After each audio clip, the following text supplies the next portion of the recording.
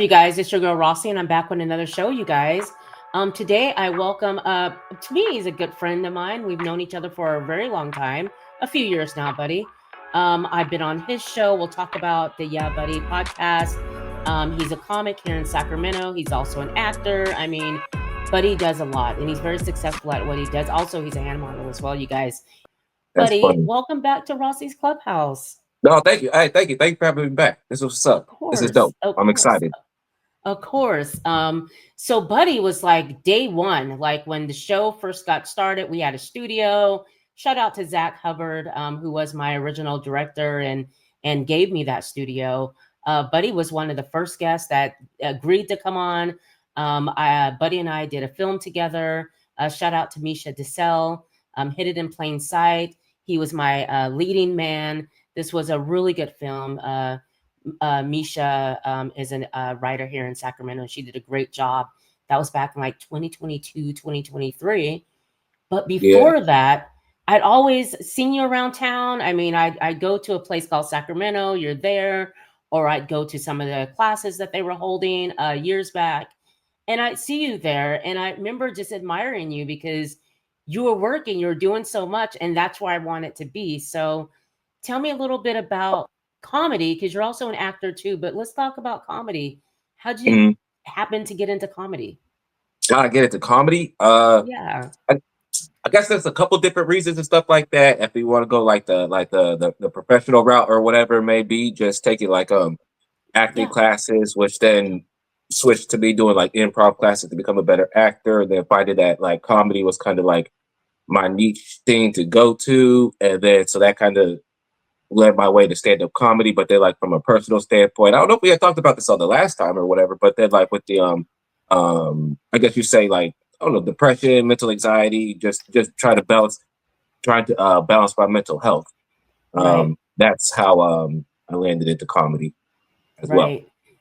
And acting, because you now did acting came first, right? I mean, you were already Yeah, acting by the yeah, time you yeah, got into yeah, yeah, comedy. yeah. Tell me about your acting and how you got into acting, and we saw how you came into comedy, but was acting your first love or is it both?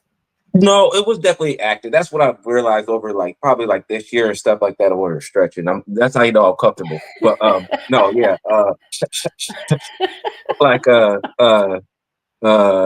acting. No, acting came first and stuff like that. That was always my first love. That's what I kind of um found out this year and stuff like that. Like not to knock comedy or whatever stuff like that, but just realizing like when I take a step back and just realize how like therapeutic stand up comedy is for me and stuff like that. Right. But no, yeah, definitely acting is kind of like the foundation of everything. You know, Right. everything I do, um I'm damn near at this point, just everything really kind of just all leads back to acting some sort of way. Right.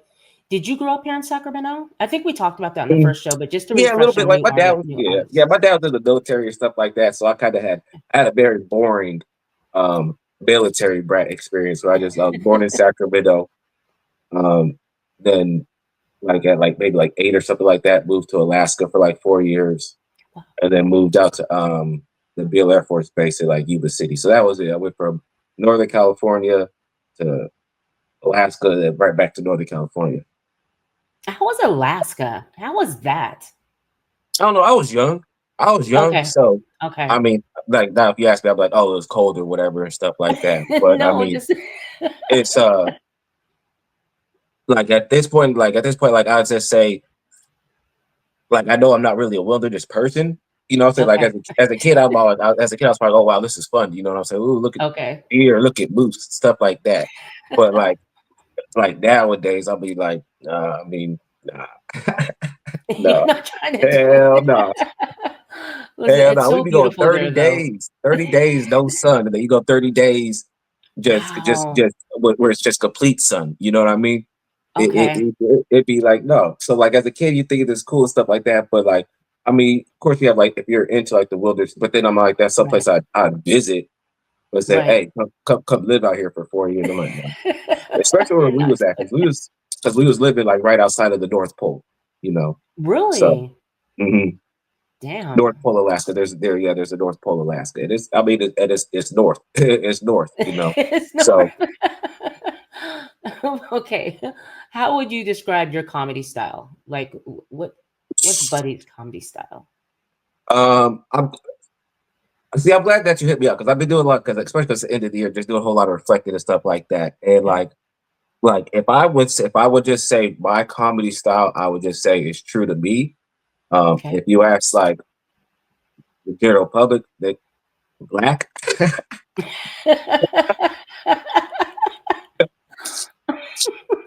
Oh my God, Buddy.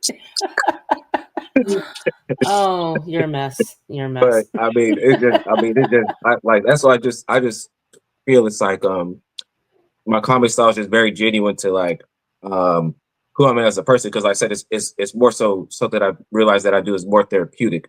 So a lot of Right. my comedy, some of my better jokes are like those like self-reflective jokes or like some like where I'm at in life and stuff like that rather as like um what's going on in like pop culture and stuff like that. So Right. that's why I say like my comedy is just true to me, but people will be like, well, no, it's black. I'm like, well, I'm black, so it kind of goes hand in It's hand. black. Do you, well, with everything that's going on as far as topics, I mean, we grew up with comics, things that go on in life, bad tragedies at some point. You guys are the ones that are supposed to take it and make us, the public, feel better, Mm, heal by talking about it and laughing about it. But yeah. with the climate today, do you touch on those things? I mean, is it harder for you now to, because you guys have been going through it. You guys get, messed over because you told a joke that someone didn't like. Is it harder for Mm. you now, or does that not affect you in your Um, comedy? I would say, I would say from the jokes that I've written, Yeah. no, but then like I could say like if you're talking about like it just the climate today, Yeah. Yeah. I would Climate. Yeah. say like the climate of the day, yeah, but like I mean like I don't know if it's fortunate for me or not, but like this year, like comedy is in a good way has kind of taken a back seat because I had a lot of stuff going on the acting side and stuff like Right. that. To where like Right. when I do hit the stage now, it's not so much like of let me see how like what the audience is like or what Okay. how, what what the vibe is like and stuff like that. It's more so just be like, hey y'all, here's how it's been like it's been more like that, just like me giving you me, Right. rather than um pulling other people like checking other people's temperatures, if that makes Right. kind of sense. Right. you know When you do a bit, and how long, like, take me to the process of creating that bit, and how long does it take you, like, to come up with an idea and then, to hone that and take it onto the stage? Mm, see, I don't think I'm disciplined enough. I'll be honest with Okay. you. I don't think I'm disciplined enough. So if I say my style, here's my style and stuff like that. But like, but I'm still a good comedian. I'm still funny. But I think that Yes. like, I'm still funny. I'm not knocking not knocking the talent. But like with the process of me like writing a bit, I don't think I'm disciplined enough for the standpoint of like where if you say like you write every day, did. But Right. definitely as far as like writing a bit and letting it come to me, Yeah. I'm definitely more so like if it's something that like happened to me personally or whatever. I'm definitely I'll sit in the emotion of it or whatever's going on and stuff like that. Figure out why is it making me feel this way. Then I'll write it down, find the funny in it, and then because I've been hosting the shows at the Uli this year and stuff like Right. that, Yeah. that gives me opportunity to go out there and test whatever it is that I wrote and stuff like that. But as far as Right. like um the whole like premise, setup, punchline, stuff Yeah. like that. That hasn't been something that's been my main focus this year, more so than just me being comfortable just giving you me, Right. like not making it seem so like me being on stage seems so robotic. I'm just trying to get it to the point to where like it feels like we're just having a conversation. Right. And so from that standpoint, like I said, like I took a backseat from like that type of discipline and stuff like that, and just be all like, let me just be raw and unfiltered. Because that also Right. kind of goes back to like the acting and stuff like that. Because sometimes like you'll see like these actors, and it may be like the first roller would be like, what God, they're like, well, they were just so raw. They didn't really, had no training or whatever. They was just raw, and they was just, you just feel the rawness coming from them. And that's kind Right. of like the approach that I was going for, like this year with like the comedy, just be like being okay with like whatever state I'm in right now. Like Yeah. I'm gonna give it to y'all, and we're just gonna make light of it. We're all gonna have fun. Right. So that's kind of it. I noticed that you're busy a lot. I mean, you do a lot of shows, hosting at the Uli. I think I went and saw you there when you first start hosting there. Mhm. I've seen you at the Punchline in Old Sac. Mhm. Misha, yeah, I came and saw you there. Yeah. Very funny. Everyone knows Buddy's very, very funny, and he's a really good actor, and we'll get into that. But you always have shows. Are you your own manager? How do you book those? Because every time I look social media, you're really good at marketing, and you're always busy doing shows with other comics, and with the acting. How do you balance out that? Um, what I do is, so the first question was like with the booking and stuff like that. Yeah. So I don't know. It's been weird because I've been getting booked for the Sacramento Punchline Showcase like pretty frequently this year, Okay. but it's been the least active I've been like on social media, especially like with Facebook and Yeah. stuff like that. So maybe like the email newsletters have been working, stuff like that. I don't know really Yes. what it has been like that. Yeah. But when it comes, it a lot of the shows that I book, I mean, it may look like I made other people book me, but I mean, I'm booking myself. I'm booking No, myself no. sometimes. Let me. But like when people reach out to me, they hit me up and stuff like that. I think that sometimes like what I put myself into is like a box because I'm so busy and stuff like that. Maybe Right. sometimes people think that I'm like unattainable or Right. whatever. But like for the most part, when it comes to getting booked, it's just me putting myself out there and just asking somebody like if I got some stage time or whatever. Because I'm a pretty likable person, a respectable person Oh out yeah. here in the community and stuff like that. So Oh like yeah. me getting booked, it's more so just me just putting myself out there, just like, hey, anybody got some stage time or whatever. And that's Right. really it. But it's really when I put my mind to it. You do great at that. And yes, the emails, I get the emails, so I know about what you're doing when you're active on social media. And yeah, you definitely have a lot of respect here in Sacramento. I mean, that's when I first heard about you, was from the community in Sacramento, and it was, that's Buddy, you know what I mean? Like, you were doing things. So I think that's awesome. But let's get to your podcast, because you also have a podcast Mhm. that's going very well. You interview some interesting people, a la me. And Yeah. let's Yeah, and we found I out about enjoy going. your secret passion for video games. Yeah, oh my gosh, yes, he knows that. I Mm. really enjoyed going there. I remember going and walking in the room and asking you, your team. I thought you had a team, because from our side, of the TV, it looks like you have camera people, you have audio people, and then come to find out, you have this bomb setup where is you with an awesome laptop and cameras and all that. Tell me about Yeah. Yeah Buddy podcast, and what's it about? This is your turn. Just tell us about it. No, yeah, so yeah, the Yeah Buddy podcast, a podcast I started about like a year and a half ago, maybe. About like a year and a half ago. And it's just basically just me interviewing um friends in the film industry, comedians and stuff all like that. And we just, like I said, I'm now giving the whole spiel, like the introduction. We just sit down and we chop it up. We just talk about either like what we got going on, how we got into this business, aspirations, stuff like that. But yeah, it was really just what it started off was as because like how you say, like, because I'm always busy and Yeah. stuff like that. And like I said, I like a lot of people in this community. You know what I'm saying? Yeah. Some not so much, but I like a lot of people in this community. You know what I'm saying? But like, so I'm like, man, let me at least just So let me at wrong. least uh let me at least go out there and try to um this is the easiest way for me to at least schedule time to sit down and just chop up with people just to make sure I think they get a dope interview out the way, but Right. chop it up with people just to make sure everybody's cool. You know what I'm Right. saying? Mm. Right. What are your aspirations for your podcast? Are you still like, that's still Yeah, Yeah, Buddy. I mean, is that going to stay around? We're still going to be able to see, yeah, Buddy, yeah. right? So the thing that I like about with the podcast is that it's able to grow as I grow because it's like Yeah. my production is, it's like a me thing, Yeah. and so with way it's going with the podcast, it kind of also goes with the direction, like where my acting is going and stuff like that. So podcast is, and I sent you this link. This is why I sent you the link and asked you about like with your Yes. podcast, is because like Yes. my podcast is now a union project, right?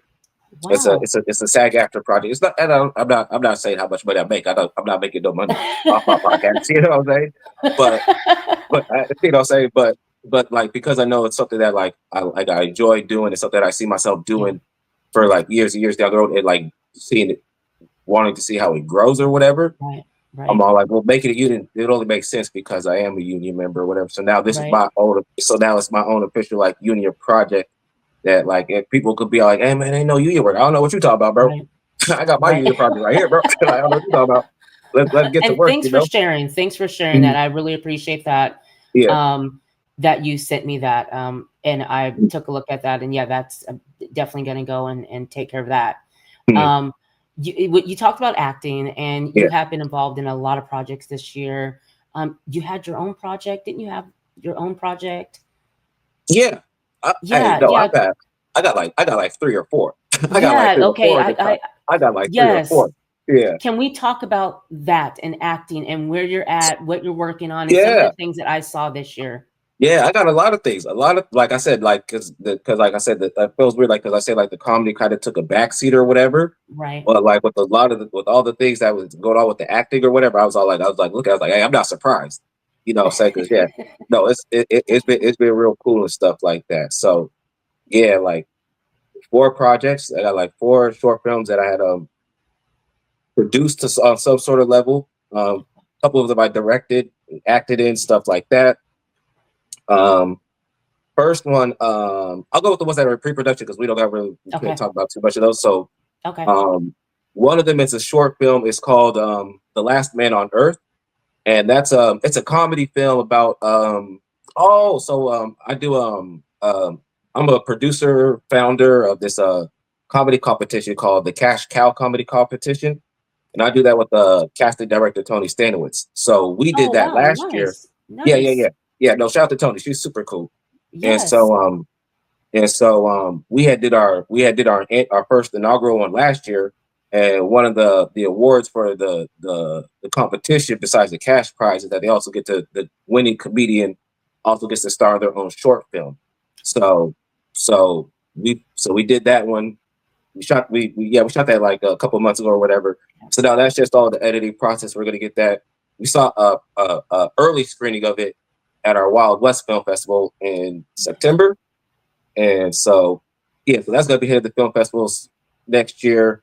And then another one is this one called Gia's Letter. That's in Okay. pre-production, and that's another one that's one that I partnered up um with I guess I say my production partner. Her name is Ari, and that was Okay.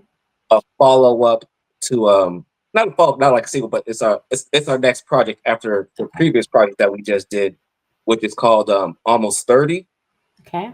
And so that's the big. So I'll get into that one in a second. Almost 30 is probably the Yes. one that everybody that you heard that people that I was promoting a Yeah. lot this year. Yeah. And then so the third one I did, which is super cool. This was probably the most like I guess you say like artistic film that like I ever like directed or whatever because it's my homie. It was Yeah. DJ Mike Rose. So he had a song that he had made called Hoodie or whatever about like his hood chick, his ride or die or whatever. Okay. And he's Okay. like, he want to make it into a music video or whatever. But we did it was like a music video short film or whatever. So it was like 8 minutes, like weaves in and out between like acting and then goes back into the music and then it's dope as fuck. It's hella Wow. dope. But like yeah, we collaborated on that. We shot that out in Yuba City. It Okay. was up, yeah, it was dope. So that's gonna be I believe it's gonna be at Kiers Film Festival in April. Okay. So that one's what I'm looking forward to. And then Almost 30, which is oh my goodness, thank goodness that finally came out. That bug went through like the most like the craziest post for like anything you could imagine that could happen. Like throughout post production to like mess to try to like throw something off. Like, oh my goodness, we went Really? through it. Yeah, we went through it. It took like almost like it's like a 20-minute film, but it took Okay. like 2.5 years almost to get Really? to get finished. Well, no, what happened was it took like maybe like 2 years. So what happened Oh, was is we had shot it. No, we had got it edited or whatever. I had the rough cut of it, but like it was just too big of a file or whatever.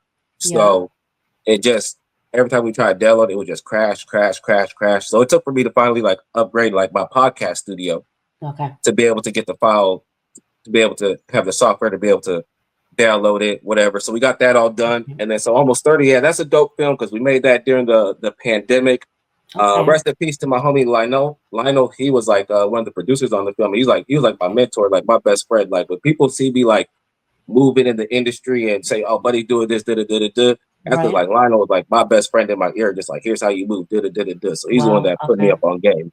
But he had passed away shortly after making the film or whatever. Wow. So that was another thing that kind of put it on pause or whatever. But we Okay. finally got it done this year, got it out. Yes. It's been played at some film festivals around the country or whatever. We had LA premiere. It was playing at the Chinese theater. Had it played up at the Chinese Wow. theater. That was dope as fuck. That was dope. Nice. Yeah, yeah, Yes. yeah, yeah. That was Yes. dope. Went down to LA for all that shit. We were Heck suited and booted. yeah. Suited and booted. Good Yeah, job. Oh yeah, my yeah, God. yeah. So with almost 30, what Mm. do you said a film festival? Is it going to be in a film festival? Yeah, When will so it's gonna be we be able to see these films? yeah, no, yeah. So with almost 30, like if you want, you could like go to my website, Okay. www.yeahbuddyent.com. I got it Okay. up there, but like if you're in Sacramento, we're gonna be having our Sacramento premiere at Kier's Film Festival too in April. So Okay. um yeah, other than that, yeah, it's been doing pretty good. So the film festival's won a couple like first time director awards, a couple best actress Nice. awards. So Nice. no, yeah, we moving and grooving. Moving and grooving. What made you get into directing though? Like, are you writing and directing? Like, is that something No, I new? don't. Like, what? I no. If I anything I do is like writing, like I consider like I think I could punch up a script, but like Okay, like hit a little notes or whatever like that.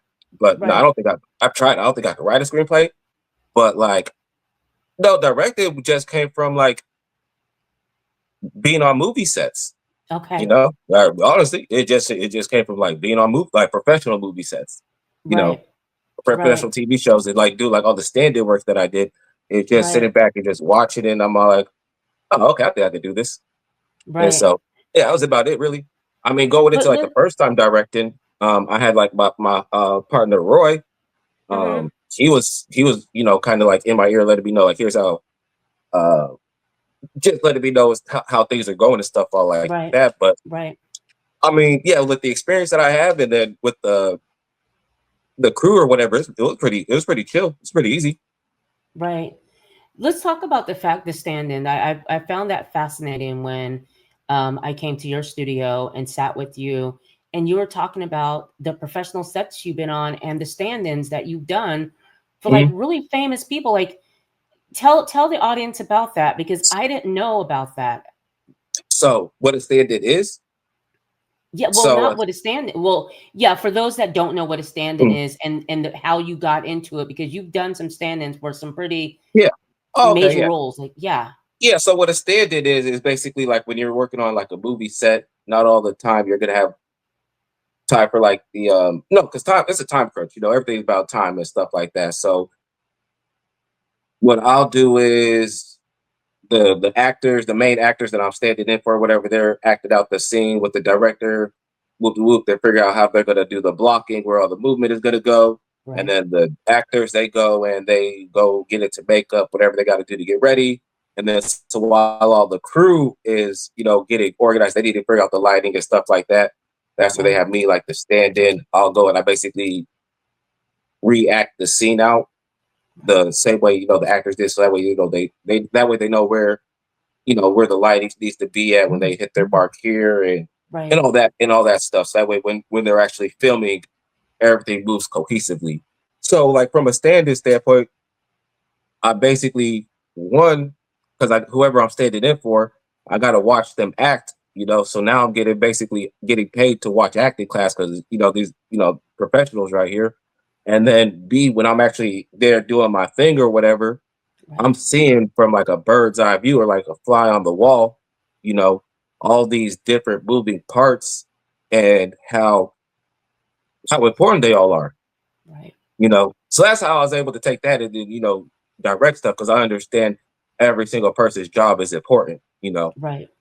Right. And then so like people that I've done stuff stand-in work for, uh people that or like TV shows and stuff like that, things that Right. come to mind are so the Netflix original movie called All Day and a Night.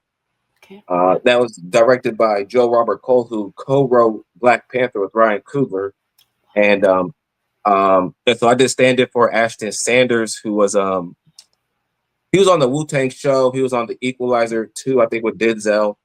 Moonlight. He was in Moonlight too. Moonlight, the Oscar movie. So like seeing him, Wow. and then like I said, like Jeffrey Wright was in that movie too. So like so let's say I'm standing in for Ashton Sanders, right? And the Yeah. person who he's in the scene with is Jeffrey Wright. This really happened, you know. So Right. I'm over here right standing in for Ashton Sanders, and I'm over here. Jeffrey Wright is reading with me. You know what I'm saying? Wow. So you may Wow. not see it on camera, but I could say like I've acted with Jeffrey Wright. You dig what I'm Right. saying? So that's where Yes. that stuff like that happens, and then do a standing work for like Danny Glover, Mike Epps, Wow. Tashida Arnold, Jonathan Majors. Jonathan Majors Really?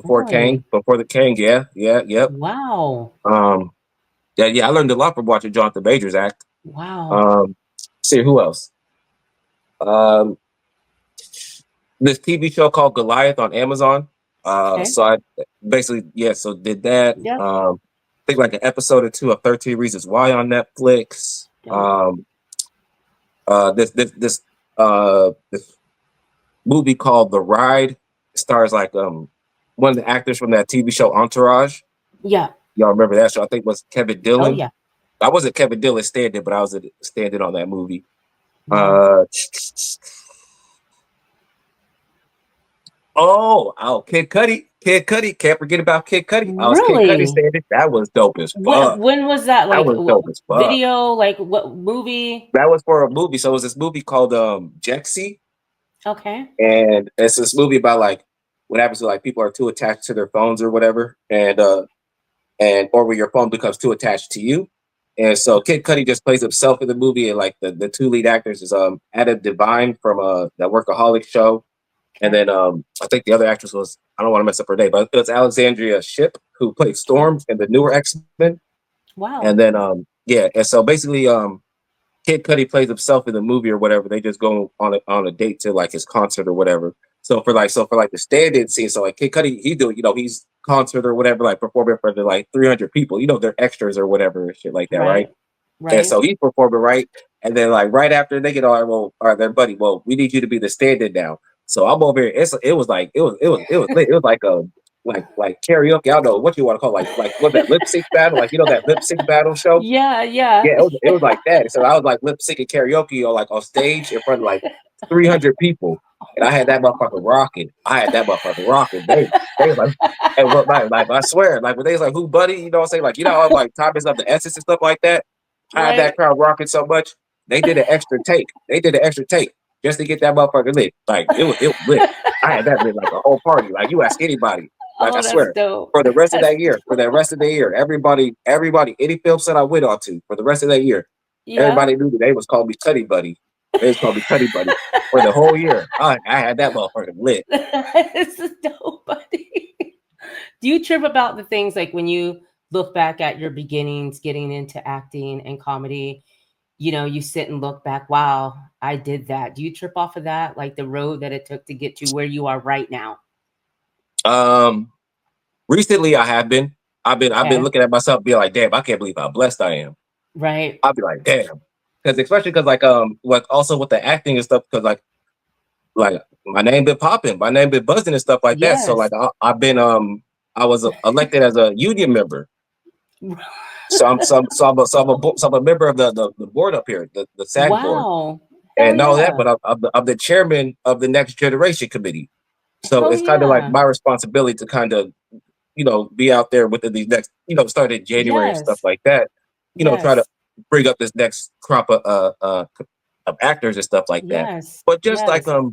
to me, it's something simple because they'd be like, "Who wants to be the chairman?" I'm like, "All right, I'll be the chairman." You know, so it's just something simple as that or whatever.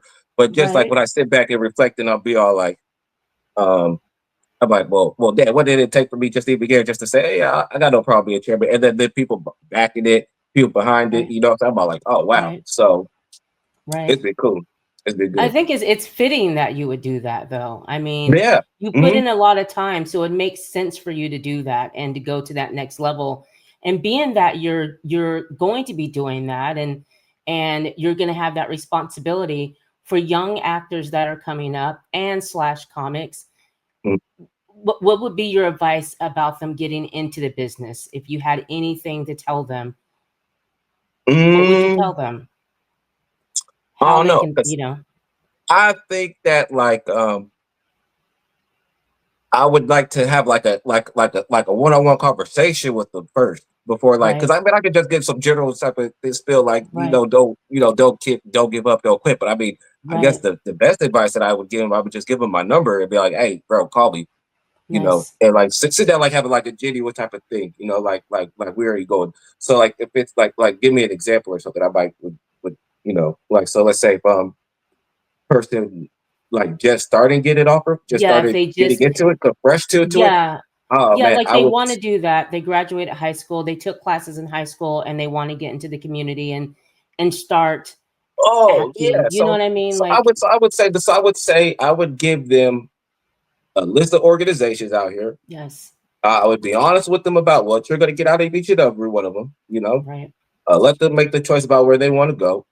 And right. then as far as like just being out here networking and talking to people, I Yes, would tell them on your resume there is this thing called special skills. yes, Understand those special skills. Understand what your uniqueness is that you bring to the acting game, right, because it's only going to be self-reflective, like with outside of it and stuff like that. So if you whatever your unique skill is, just understand that's what you're bringing to it and stuff like that to kind of um, stay out of the whole madness of I gotta be famous, I gotta be this. No, you just gotta be you. yes, right, You just be you. So go into it understanding your uniqueness. Don't forget that, and understand it's going to grow. It's going to grow as you grow too. So your special right, skills and stuff like that. So that's always something that you're going to want to go back and check, just like with your acting credits. But right, understand your special skills to where you see where you've grown, not only as an right, actor, but you've grown as a person now. Because whatever special skill, like I said, whatever special skill that it is, you're the only person in the acting game that has that special skill. And then on the flip side, whatever that special skill that you have, you're the only person that has that special skill that's acting, yeah, you know? So that's yeah, where it kind of, vice versa. That's where you got to keep that. That's where it also helps keep the balance of like where you're at it. Like, maybe. right. Yeah, and also as far as SAG, I want to ask you that how does that actor that is working, how do they get into SAG? Is that an invite or do you apply? Oh yeah, And do we're you, gatekeepers. like We what's yeah, gatekeepers. I lock that shit. You ain't nobody coming in. right, okay.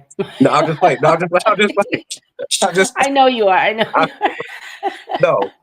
No, the beautiful thing about like with SAG is that as far as like being a union goes, it's one of the more to where like we adjust to like what's going on with like the people who are trying to join and get in and stuff like that.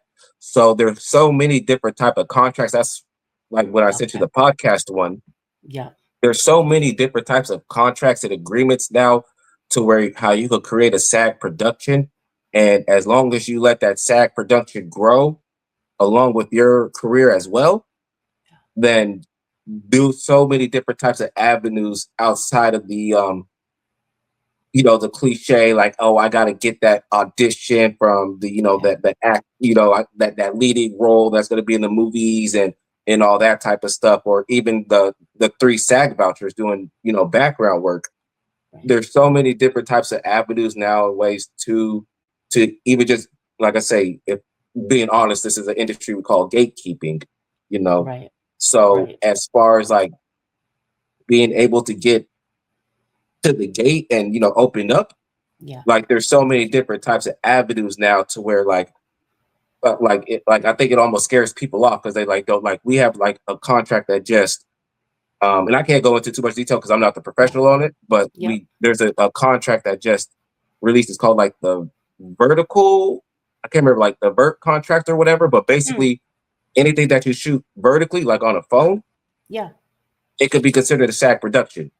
Wow. You see what I'm saying? Wow. So Yeah. Yeah. so things like that, like I mean, now the other things is like where money and stuff like that comes into play. Like the size of the budget is going to be reflective of whether you can join the union or not. Okay. But from like I said, from the aspect of being like gatekeeping, Right. it's open. It's probably the Right. most open that it's been. It's just that people don't may not be as educated on it and stuff like I that. agree. Like I Yeah. said, like I with the absolutely podcast, agree. like podcasts are winning, like are being nominated for Emmys now. So Yeah. Right. there's all these different avenues and stuff like that for people to at least um say get their foot into the door because like once you like say you fill out that agreement or whatever it may be, Right. um I always tell people starting off on the lowest level is better because there's room for you to make mistakes, and the only thing that SAG is going to do is help you correct those mistakes. You know what I mean? Help Yep. you grow to the next level. But you can Nice. use that same time and do like non-union work Yep. to build up your resume or whatever. But now you're at the level to where you artistically, okay, I'm ready to make a SAG project, and you go to SAG with this beautiful artistic screenplay that you want to make or whatever. But you broken so many professional rules along the way that they're going to tell you, okay, this is cool, we could do this, but you can't do this, you can't do that, Mm. you can't do that, you Mm. can't do that. Whereas if you had reverse engineered it, the only thing Yeah. they would have told you to do is like, okay, now you can do this, now you can do that, now you can do this, Okay. now you can do that. See what I'm saying? And so Yeah. that's where I feel also like the stigma or like people say like don't go union is because like, well, you're Yeah. waiting until you have a $10 million project to make a movie. Right. Well, yeah, yeah, what I'm saying? So things like No, that. I love that because I do agree. I think a lot of us that are actors look at it how it used to be, where it was hard to you don't even think about The nostalgia and joining the whole SAG. nostalgia factor of it. I'm all like, yo, we're just like any industry, yo. We're here for workers too. We need workers too. We're like, hey, come join, come on. Come We need that join. So y'all hear representation. that? Definitely Yeah. do that. Definitely do. And also build your social media presence. Mhm. Use social media. You can put up your monologues. You can put up a photo, a digital headshot gallery. You could do so much to kind of help as well. So Yeah. definitely, buddy, this is your time to shout out, talk about what you have coming up, shows that you have coming up, talk about the Uli, let them know about that and how they can come out and see you here in Sacramento, guys. Oh yeah, so all the shows have been, like I said, podcast is coming back up in January. I'm rebranding it with not rebranding it, but all the stuff that I've been learning with what I could do now with Right. like my responsibilities of being like the next gen chairman, like the information now that I can pass off to other people in the ways that I can do it. So now I'm going to start incorporating that to the podcast. So at the top of the year, podcast comes back, have lots of cool information and all that good stuff for people. And then the short films are all the way. Like I said, Almost 30 is going to be at the Sacktown Movie Buff Film Festival in April, along with the Hoodie music video. At the next year, Comedy Cash Cow competition is coming back next year. That's gonna be like a 2-day festival. I didn't even get into Nice. that really. But Comedy Cash Cow competition, we give away $1,000, man. We got Mark S. Allen that usually hosts. That's gonna be popping too. And Nice. then shows and stuff like that. I just had a really good show at the Punchline on Wednesday, and it was hella good. I'm hoping that Nice. like I said, I've been getting booked a lot for the Sacramento their local showcase this year, so I'm hoping that Right. rolls over to next year. So I'm pretty sure like at the top of the year, I'll be up at the Punchline, and then no, yeah, hopefully because I've been doing so much with the acting and stuff like that. Now that I know how I can kind of incorporate it into the comedy because like I could take like because I gotta go back and ask them. But last time I checked, they said like even like comedy shows could be Yeah. SAG productions as long as you have like a SAG actor, performer, comedian, whatever it Wow. may be. So, Wow. like I said, so many different types of things. Because that was the thing Yeah. with the Uli. Because I'm trying to figure that out. Because with the Uli, there's something about like with the streaming and stuff like that. But Okay. even those productions, because like we recorded and stuff like that. And, Right. I could turn those into SAG productions. So Yes. that's my whole. Yes. So that's my whole thing right Wow. now and stuff like that is trying to in this pre-production stuff. Just trying to make everything as I can for SAG because going back to like with the union and stuff all like that, especially being Right. out here in Sacramento, like we're the capital of the state. So like when when people was going on strike and all that type of stuff, Yeah. a lot of those deals was happening. The things was talking about like right there at the Capitol, Wow. because it's Right. Right. union stuff. So just Right. have like we have a stronger presence of SAG productions and stuff all like that. Nice. Things like that will start to generate ears and start to generate buzz here Yes. in Sacramento because I feel like that's the thing that's missed it up here in Sacramento is Right. just that strong union buzz because I mean industries were built off of unions, so we can't. Yes.